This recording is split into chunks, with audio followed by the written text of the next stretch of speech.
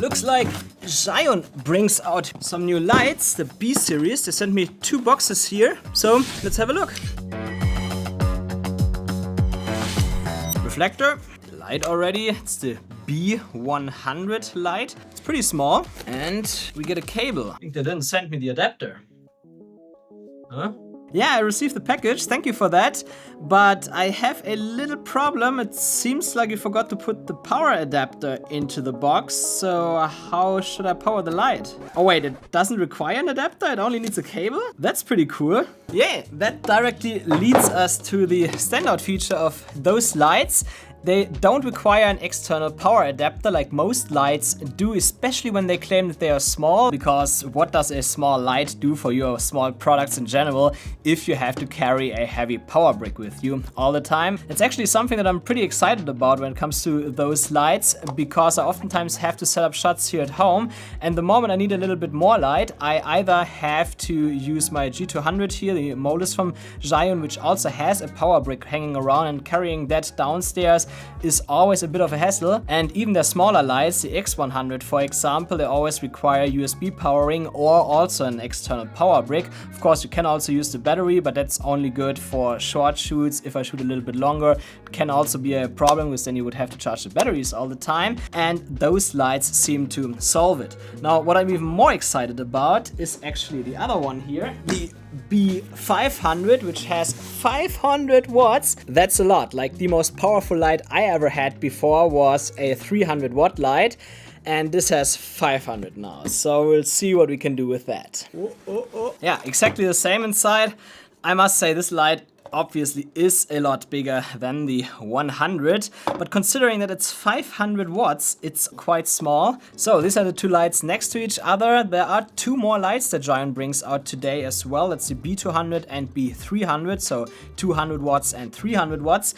I do think that unless you really need a lot of power to sometimes emulate the sun or compensate for the sun or something like that, then you should probably stick to maximum 200 or 300 watts to save a little bit of money, because it's usually more than enough. For example, I use a 200 watt light at 12% right now to get this setup here. So you see, like, even a 60 watt light would already do the job as my main key light here in my studio. And so with a 500 watt light or even 200, 300 watts, those are more special lights in case you have a bright window behind you or something like that where you have to compensate for, or for other shots, maybe if you have a bigger light source that shines through a window or something like that. We'll come to that in a second, but let's first talk about the features of both lights. As at first, the weight. The B100 only weighs 1.27 kilos, which is a lot less than similar lights like from Godox and other companies. Of course, if you compare it to other Zhiyun lights, the X100 for example, then the X100 is definitely lighter and smaller, but it requires an external power adapter always. You cannot just use a cable. That can sometimes be an issue. Let's say you bring your USB-C MacBook charger with you, which is enough to power those lights at 100 watts depending on your MacBook, but the USB-C cables that you use with those adapters are usually a bit too short, so you would have to use another USB-C cable or a cable extender and so on. All of that is not really solid, while here the power source is included, so you just power the light directly. Now, talking about the weight of the 500 watt light here, the B500, that's 2.8 kilos, and I would say that's really where those lights shine in those classes, because I think you can't find a 500 watt light anywhere that weighs that low. If there is any, let me know in the comments below, but I don't think so.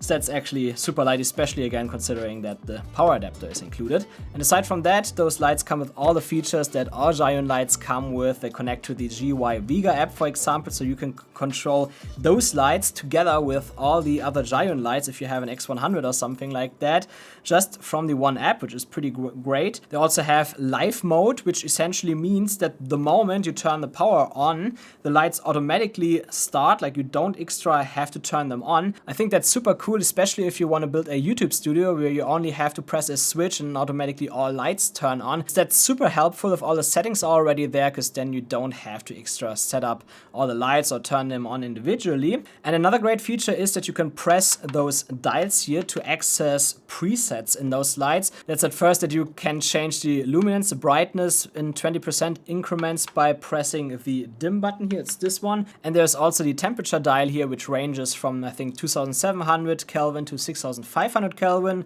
which is all you need in my opinion. And again, by pressing this dial, you can select presets from tungsten over normal 5600 Kelvin, daylight, or 5500. It's actually here. That's also what many people use. And if you're curious about the more professional specs, I've written them down here. The CRI rating for the B100 mic is equal or above 96.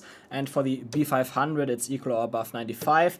And the TLCI rating for the B100 is also equal or above 96, and B500 is 97. To be honest, those numbers don't tell me anything, which is why I would say let's mount those lights now on some light stands and see how they actually perform. I will keep the lights at 5600 Kelvin and also my camera at 5600 Kelvin. Then later in the color grade, I simply see directly in the vector scope how my skin tones come out.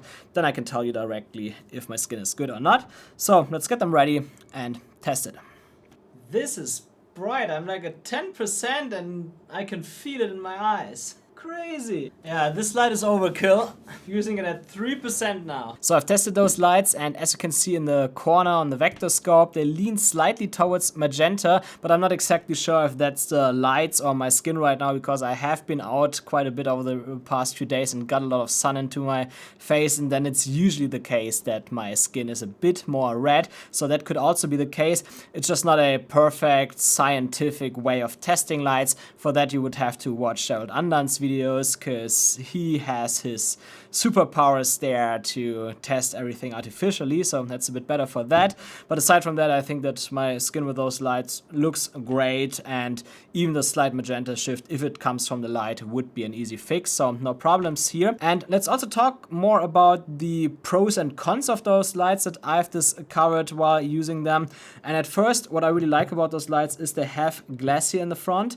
Not all lights have that, so you cannot see that right now here, but when I touch it with my finger, there's a glass plate in front of it, so you cannot touch the LEDs directly. I think that's important to protect the lights a bit more. But when it comes to protection of the lights, there's also a downside, which I will come to in a second. And the last positive of those lights is definitely that you can, as mentioned before, use it with the GY Vega app and also this live power function, because my studio is still pretty bad in that regards. Like, I always have to walk to every light and turn it on and change some settings and stuff. But when I now finally integrate all those giant lights here, then that won't happen anymore. So definitely a plus. But there are also some cons that I've recognized while using those lights. And that's at first that, as you can see, the whole case is plastic, what of course also has its advantage because it makes those lights a bit lighter, but also it feels to me like that if you drop those lights one time, they would probably break directly, especially here because the handle at the back is also made out of plastic. Especially here with 2.8 kilos, if that falls on the ground, I expect that the plastic would break instantly. Also, if 1.27, if it's high enough, it would probably break pretty quickly too. And the other downside only affects the 500 watts light here. I mean, it's obvious. It gets very hot and therefore the fan has to spin a lot. So it gets quite loud. I would say it gets loud enough that the microphone picks it up.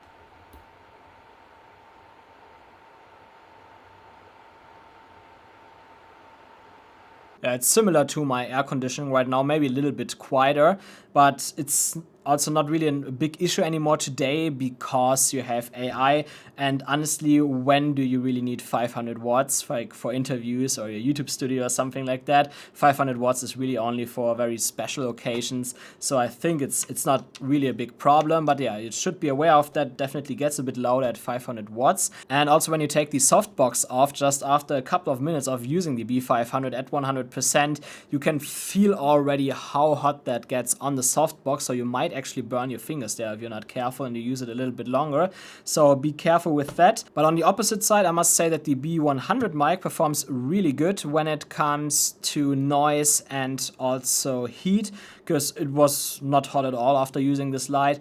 And also when it comes to noise, I could not hear anything, especially when you use it at 20% or less, what you would usually do in your normal YouTube studio setups or so.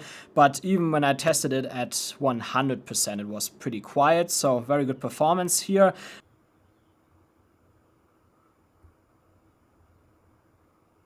And there are also two more little downsides, but nothing really important. It's at first that those B-series lights don't come with those nice boxes as all the other Zhiyun lights. It's something that I really liked in the past, and I think considering that those lights are their pro lights essentially now, I think they could have included those nice boxes as well.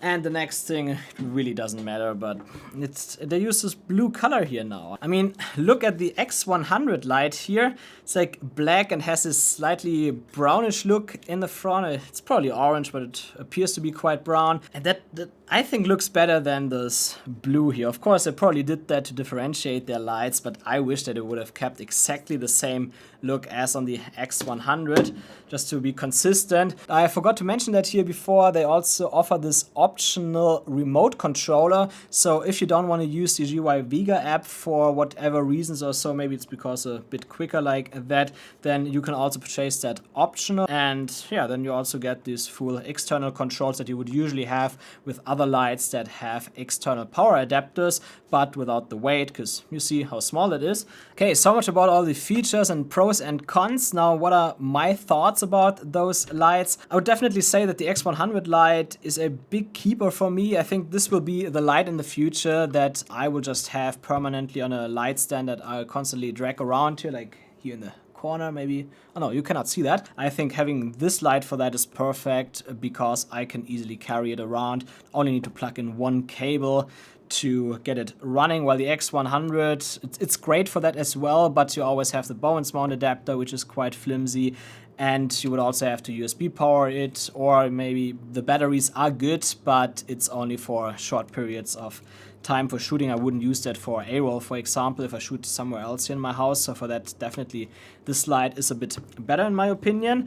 And I think the X100 lights, they are still great, for example, when I shoot all my product B-roll here, because I can quickly place them on a table, turn it on via battery power, and I get my shots quickly. So a perfect combination here, I think. And talking about the B500 light, I mean, it's an awesome light. Like, it's just 2.8 kilo for so much power. That's great. And you can see that here in the comparison that I did with the B100. Like on the B100 light, the whole background out of the window is overexposed. There is no detail anymore in the sky.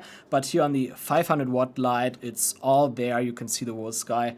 It's perfect, and that's really the strength of this light. But I must also say that I don't have such conditions very often, and that's why I won't use this light that much.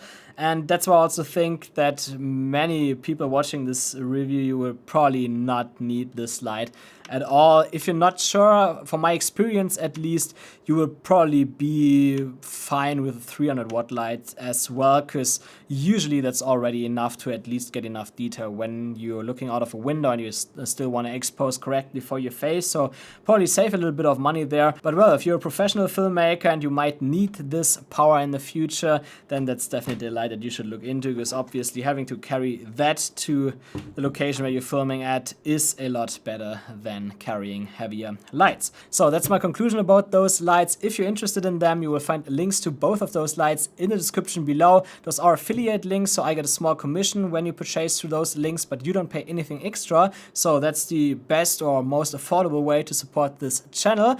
And aside from that, if you're also into travel photography or videography and you want to know a bit more about the MOLUS X60 light, then check out this video here. There will get lots of tips to get better shots in your travel videos, and you will also learn more about this specific light from Zhiyun, which is actually even smaller overall.